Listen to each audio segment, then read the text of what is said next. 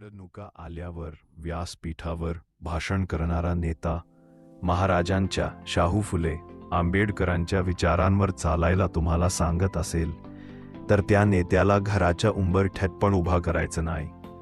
नेता तो जो स्वतः या महामानवांच्या विचारांवर चालेल आणि तुम्हाला त्याच्या बरोबर चालायला आवडेल अशाच नेत्याला मतदान करा.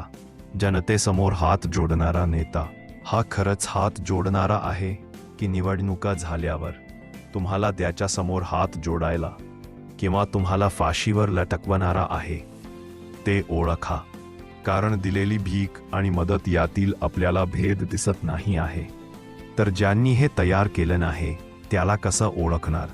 आपण चित्रपटातील कलाकारांना देव आणि राजकारणी लोकांना सुपरस्टार समजतो. ते बोलतील तर एखादी गोष्ट आहे, नाही तर नाही.